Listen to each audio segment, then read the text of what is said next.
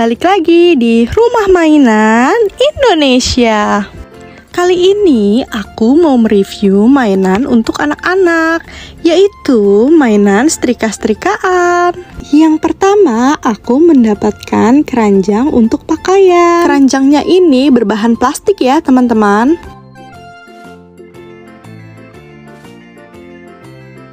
Yang kedua, mendapatkan gantungan baju sebanyak 2 buah. Bahan gantungannya ini juga dari plastik ya.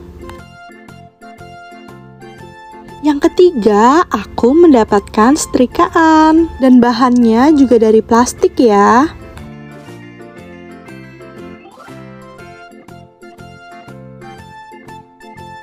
Yang keempat, aku mendapatkan 1 buah dress untuk Barbie. Warnanya cantik sekali ya teman-teman.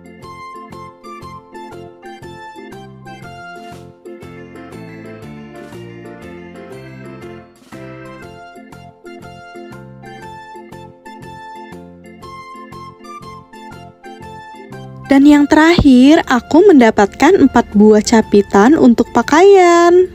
Oh iya, untuk kalian yang sedang menonton video ini, jangan lupa ya untuk like, comment, and subscribe. Dan tonton videoku sampai akhir ya. Aku akan kasih lihat ke kalian nih cara memainkan pakai setrikaan ini.